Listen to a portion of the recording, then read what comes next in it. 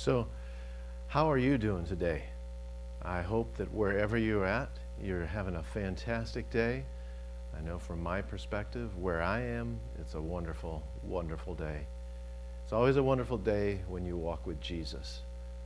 But before we get into something this afternoon, I wanted to share with you a short story of what I saw and witnessed not too long ago. It was a big truck, had a boom. It was a tree truck, had a boom, and it was going to go up into the air, and it was going to be lifting up the a person up there, and they would have a chainsaw, and they'd be doing work high up in the sky working on trees.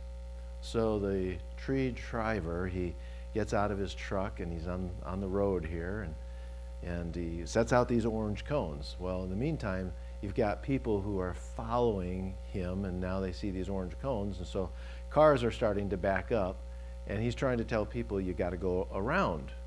And so from his perspective, that's a pretty easy thing to understand. Go around me. Well, from the perspective of somebody who's sitting in the car behind the steering wheel, they had a whole different perspective. And so he's telling them, go around me, and so they think, okay, so I got to drive through the orange cones, and I'm then going to go around him. So this one car started to do exactly that, to drive through the orange cones. And then the driver just got down, and he just yelled. He said, "No, you gotta go that way." And it was comical to watch for a moment, but then I felt bad for the person, who was in the car, because they had one perspective. And they thought, oh, go around means just go through the cones and go around. And then the driver, though, he had a whole nother perspective, because why? Because he knew what he was going to be doing. He had the big picture, if you will, in his mind. And so when I think about that, I think that there's some powerful lessons for us, and especially as we read this passage of Scripture.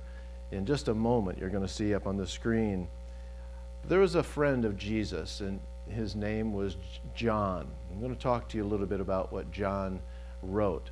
But first of all, I want to introduce myself. My name is Pastor Rich, and I'm a pastor here in Central Florida called the Good Samaritan Community Church. And we're grateful that you decided to log on to Facebook now and be able to spend some time hearing about who God is and who Jesus is, and hopefully it'll be something to change your life. So anyways, let's look at this story in John chapter 1. He's a best friend of Jesus. As he passed by, and this is referring to Jesus, he saw a man blind from birth. Well, there you go, blind from birth. Now happening? Okay.